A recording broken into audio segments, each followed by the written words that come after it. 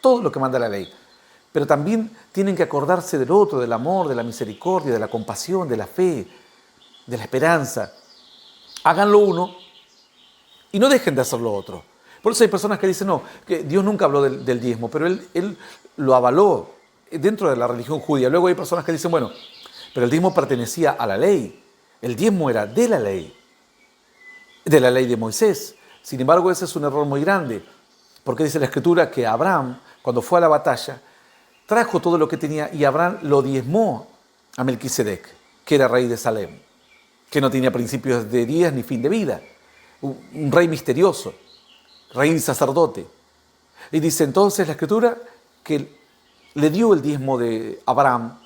Todavía no existía la ley. Recordemos que luego de Abraham le nace Isaac, a Isaac le nace Jacob y Esaú, Jacob es bendecido, a Jacob, a quien Dios le cambia el nombre y le pone Israel, le nacen 12 hijos, y uno de los últimos hijos, el penúltimo, se llama José, que es vendido por los hermanos en Egipto, termina siendo un hombre muy importante.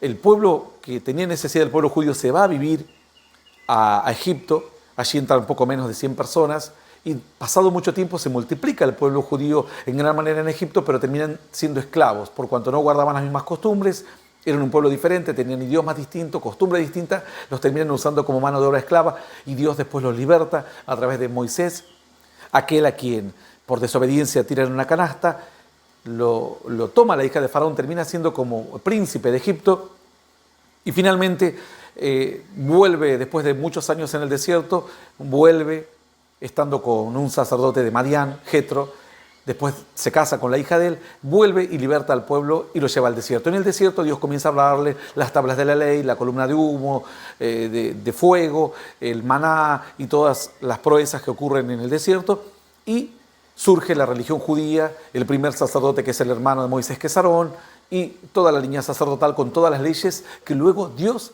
les da al pueblo. Allí nace entonces la religión judía. Pero Abraham no pertenecía a la religión judía. Abraham era de Ur de los Caldeos, de lo que actualmente es Irak. Sin embargo, dice que Abraham diezmó y no estaba dentro de la ley. Abraham diezmó. Vemos, por ejemplo, que Abel dio una ofrenda grande, y Dios le agradó la ofrenda, pero la de Caín no le gustó porque era una ofrenda poca, como lo inservible, lo menos, no lo más importante. Dios quería lo más importante, algo que duela, algo que sea una muestra de fe. Es como llevarle a una esposa o a una mujer amada, llevarle una flor de plástico, como muestras de amor. Ciertamente nos tirará la flor por la cabeza, porque dirá, no, como si realmente me amas, me deberías haber comprado una flor costosa, o una docena, 2 docenas, 3 docenas de rosas para demostrar cuánto me amas. Entonces Dios es lo mismo en cuanto a la ofrenda y al diezmo. Entonces vemos que esto era muy importante acerca del sostenimiento y del financiamiento. Los ingresos, la ofrenda voluntaria y el diezmo eran parte del sostenimiento de la fe o de la religión judía. ¿Con Cristo qué pasó? Alguno dirá, bueno, Cristo nunca lo tomó. Al contrario, dice la Escritura que Cristo tomó también ofrendas de lo que él predicaba, y las ofrendas las guardaba Judas. Es más, de hecho, cuando aquella mujer rompe el perfume de alabastro, Judas dice, ¿por qué no lo hubiésemos vendido por tanto dinero y dárselo a los pobres? Y era mentira, porque en realidad él cuidaba la bolsa de dinero y él quería y robaba de allí. Luego en un momento el Señor le dice, veas lo que tienes que hacer. Y los discípulos piensan que como él tenía la bolsa, tenía que ir a comprar algo, porque él era el administrador del dinero, el tesorero, por así decirlo, o tenía que ir a repartir dinero a los pobres. Es decir, el dinero que tenía el Señor era un dinero bastante importante para aquellos días, que no solamente les alcanzaba para mantener la fe. ¿Cómo se costeaban los viajes? ¿Cómo se alimentaban a las personas? Tenían los recursos necesarios e incluso suficientes, no solo para ellos, sino para colaborar y para también ayudar a los pobres. Luego vemos que después de la muerte de Cristo también el apóstol Pablo sigue con la misma tesitura, si bien ya no se habla de diezmo, pero sí se habla de ofrenda.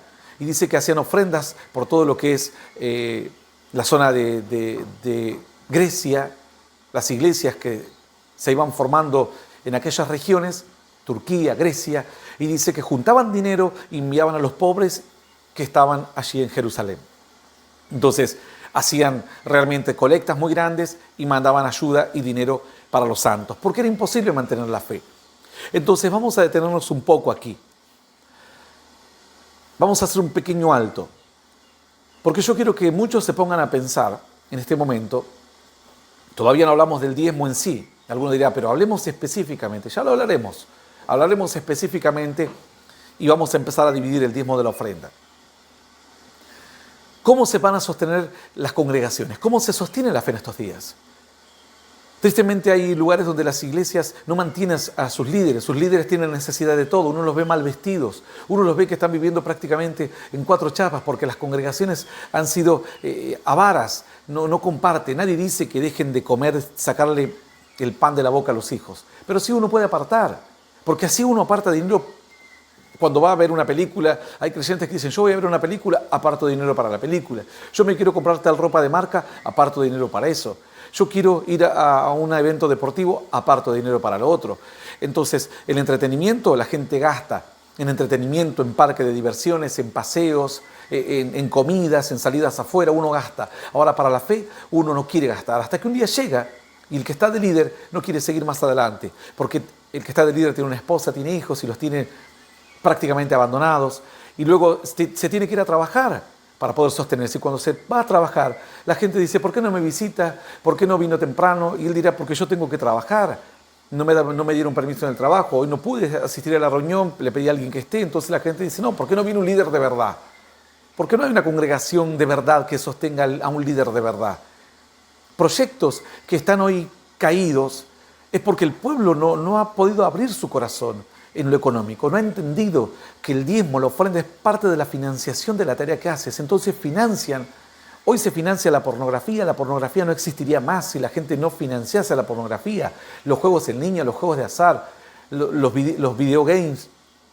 Si nadie comprase, esa industria se caería por completo, pero hay gente que sigue aportando, incluso creyentes que aportan a algunas de estas industrias de entretenimiento, que son fuertes, totalmente fuertes. Pero las iglesias cada día están más debilitadas. Y hay algunos que equivocadamente han financiado proyectos erróneos, de líderes negativos, de líderes nocivos, de líderes egoístas, de líderes sin conocimiento de la Escritura, de líderes que tienen ansias de mostrarse, de ser como un showman. No son pastores, no son siervos, son showman de la fe. Compran libros que son basura cristiana porque no tienen doctrina. Son las mismas personas que luego se descubre que anduvieron en adulterio, que anduvieron en fornicación, y tú no conoces la vida, que el entramado que hay detrás de cada persona. No todo aquel que diga que es un siervo realmente lo es. Tú tienes que observar bien, usar de discernimiento, ver qué ministerio es tierra fértil y sembrar en ese ministerio. Qué ministerio ayuda a los necesitados, tiene comedores, tiene proyectos educativos, tiene proyectos de evangelización, tiene proyectos de fe. ¿Qué líderes son los que están impulsando una tarea genuina y no fortalecer las manos de los autos estacionados? Son vehículos estacionados que no van a ninguna parte. Le echas combustible a un vehículo que no va a ninguna parte. Échale combustible a un vehículo que se mueve, a un vehículo que lo vas a usar. Entonces hay personas que están disfrutando de grandes bendiciones a través de las predicaciones de las radios, de los canales. Y si piensas que es un canal de bendición para tu vida, aporta a esos lugares. Aporta a esos proyectos, pero proyectos que están muertos, ¿para qué sostenerlos? No tiene sentido. Entonces, ahora, hay gente que dice, yo como veo en mi congregación que no hace nada, no quiero ofrendar, no quiero dar nada. Pero esa no es una excusa, tú tienes que dar, porque es una actitud de fe. Ahora, si dices, en el lugar donde estoy no hacen nada, entonces búscate otro lugar, aporta a otro lugar. Pero no puedes poner como una excusa esta situación porque la ofrenda, el diezmo es una actitud realmente de fe. Vamos a ver, por ejemplo, que uno de los primeros que menciona la Escritura es Abel. Abel sabemos que una de las cualidades es que dio lo mejor. Set dice que con Set los hombres comenzaron a invocar a Dios cuando nace su hijo Enós.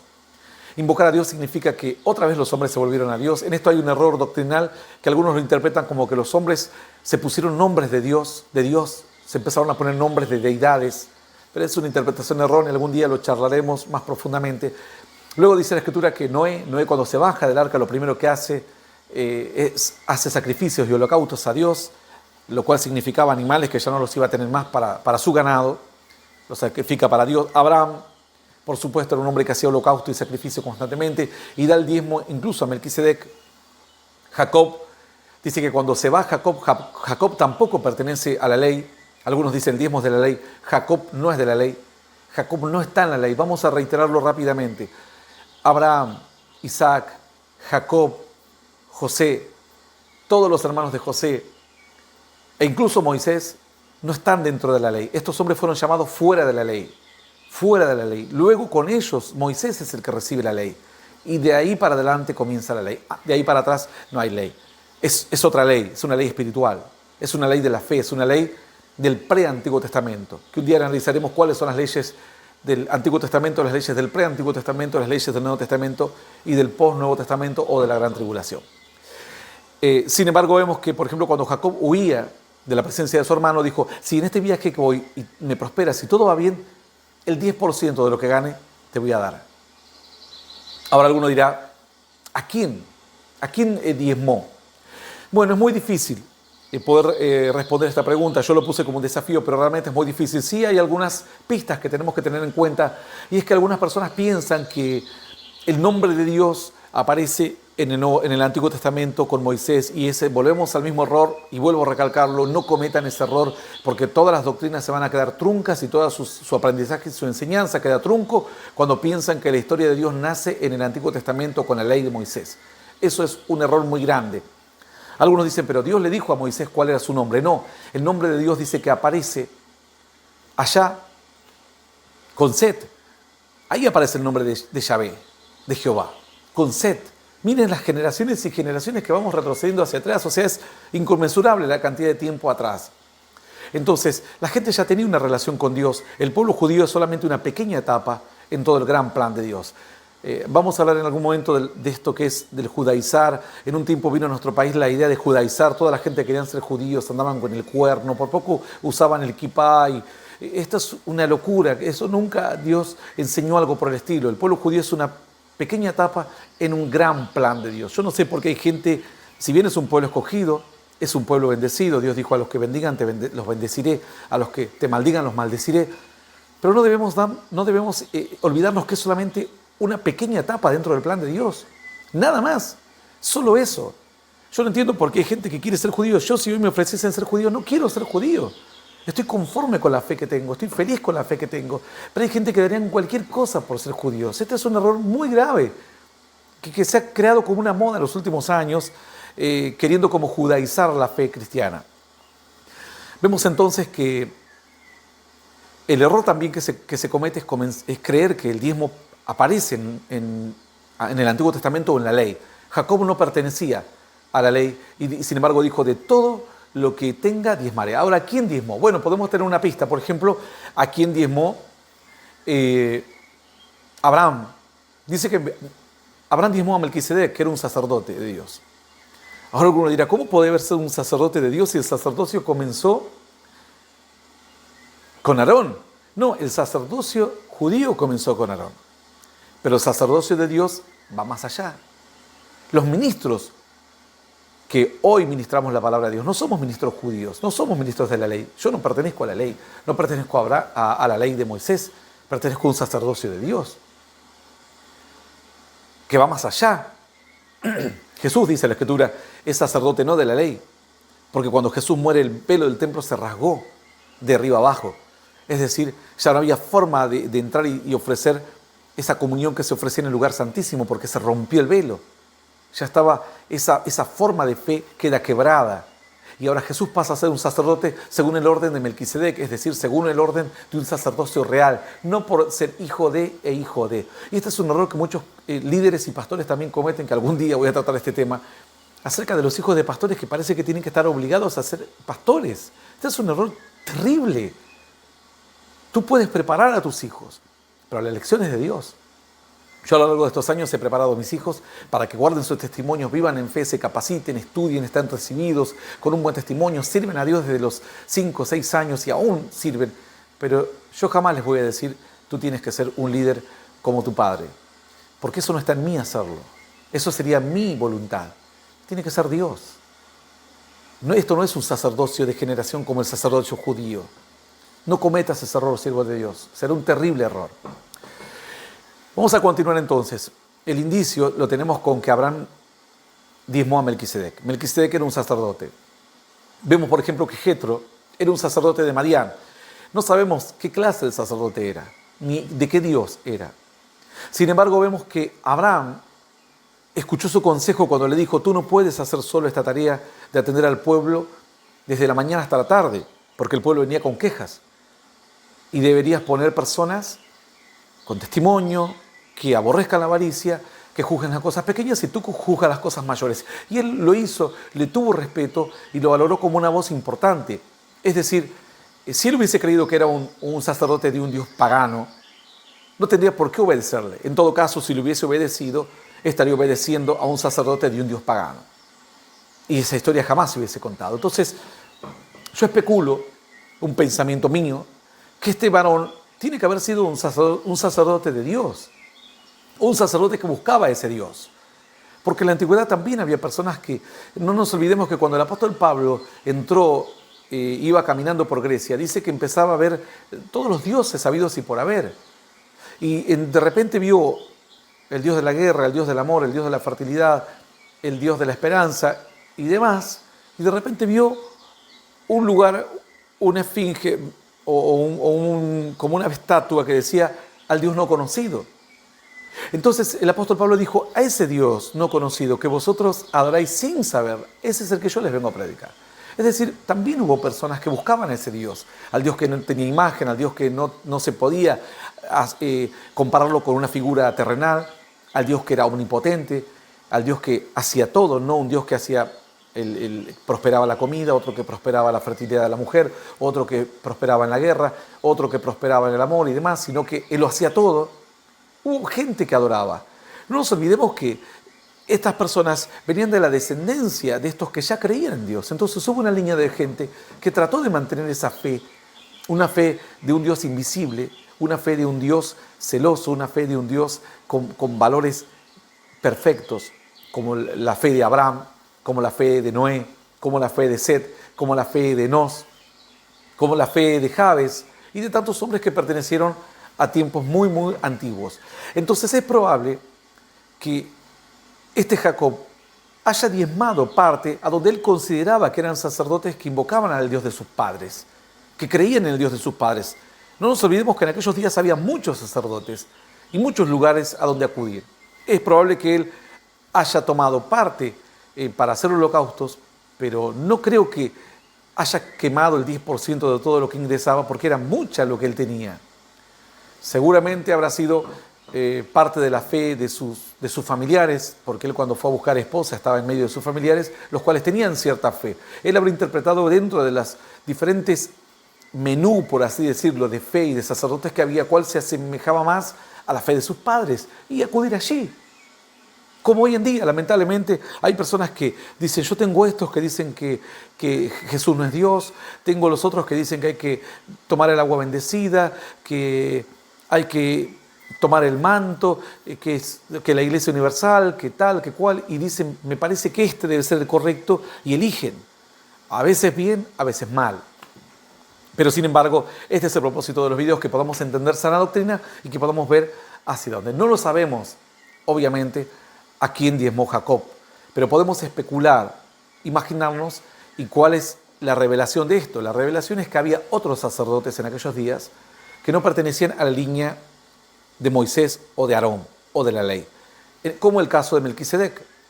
Podemos especular que Jetro puede haber sido un sacerdote así, porque en todo caso Moisés le escucha, Moisés le toma consejo y le obedece.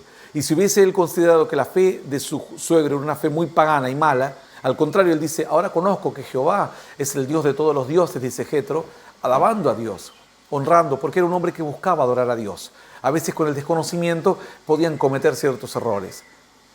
Pero Jetro entiende que Dios, el Dios de su yerno, era verdaderamente Dios, y tal vez su fe se acomodó en aquellos días y se enfocó mejor hacia la búsqueda de Dios. Es decir, había sacerdotes que buscaban a Dios en aquel tiempo. Hablo antes de Moisés y antes de Abraham. Podemos especular que alguno de esos sacerdotes podría haber acercado su diezmo Jacob. No lo sabemos, por supuesto, lo vuelvo a aclarar porque luego no quiero que las personas malinterpreten. Lo importante de esto es saber lo que dije antes, que había sacerdotes en aquellos días previo a Moisés y previo a la ley de Moisés, obviamente, y a Aarón. Los diezmos en la época del pueblo judío, de la ley judía del desierto, eran para sostenimiento de los levitas, era para sostenimiento de los sacerdotes. Los sacerdotes, a su vez, los levitas, diezmaban del diezmo. Luego dice la Escritura en el Antiguo Testamento, indefectiblemente